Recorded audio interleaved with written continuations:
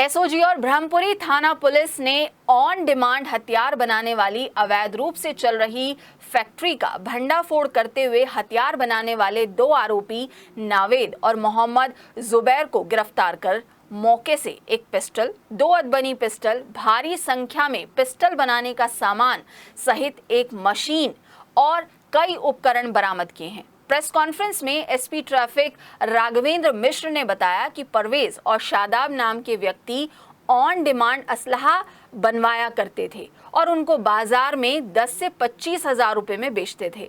फिलहाल पुलिस असलहा सप्लाई करने वाले दोनों आरोपी परवेज और शादाब को ढूंढ रही है। इस पूरे खुलासे पर हमारे क्राइम हेड सिद्धार्थ गुप्ता ने एसपी ट्रैफिक राघवेंद्र मिश्र से खास बातचीत की। एसओजी और ब्रह्मपुर थाना पुलिस ने एक ऐसी असला फैक्ट्री का खुलासा किया जो ऑन डिमांड असला बनाती थी। कितने लोग गिरफ्तार हुए हैं और कितना माल बरामद हुआ, बात करते हैं एसपी ट्रैफिक राघवेंद्र मिश्र से। सर, कितना माल बरामद हुआ, कैसे इसका खुलासा हुआ? मुखबिर से सूचना प्राप्त हुई कि थाना ब्रह्मपुरी क्षेत्र के अंतर्गत एक असला फैक्ट्री निर्माण हो रहा है। इस सूचना पर तत्काल एसओजी टीम और थाना प्रभारी के द्वारा कार्रवाई की गई और ये सारा निर्देशन जो लीड ले रही थी सीओ ब्रह्मपुर के द्वारा किया गया। जब मौके पर जाया गया तो वहाँ पर एक पिस्टल और 2 अधबने पिस्टल, अन्य पिस्टल निर्माण के बहुत सारी सामग्री ये सब मिले। उनको कब्जे में लेकर के कार्रवाई की गई। तो अभियुक्त मिले, उनके खिलाफ मुकदमा दर्ज करके उनको रिमांड के लिए भेजा गया है। और उनसे जब पूछताछ की गई तो उनके द्वारा ये भी बताया गया कि 2 व्यक्ति फर्रो और सावेज ये जो है ये इस जो असलहा बन जाता है उसकी सप्लाई करते हैं। ये मौके पर नहीं मिले, ये फरार है, वांछित किया गया है। इनके विरुद्ध अन्य थानों से जानकारी की जा रही है कि उनके पूर्व में क्या आपराधिक इतिहास रहा है। जो गिरफ्तार है उनके आपराधिक इतिहास के बारे में जानकारी की जा रही है।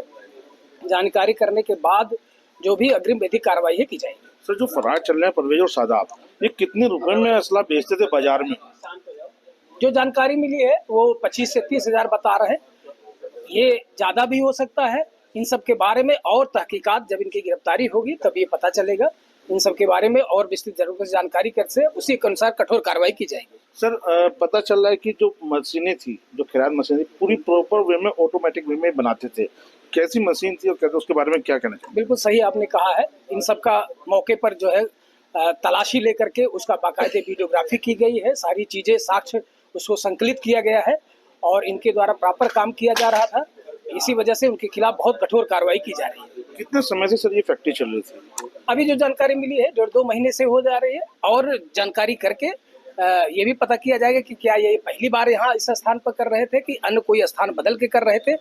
सारी चीजें, सारा जो चेन ऑफ एविडेंस है उसको इकट्ठा करके हम लोग इनके खिलाफ कठोर कार्रवाई करेंगे। सर, एक सवाल सबसे बड़ा है कि क्या मेरठ में सप्लाई करते थे, आसपास के जिलों में, या मेरठ से मतलब प्रदेश के बाहर भी ये सप्लाई करते थे? ये सारे तथ्यों को जब इनके गिरफ्तारी की जाएगी और एविडेंस एक चूर से चूर जिसको बताते हैं, सारे एविडेंस कलेक्ट किया जाएगा।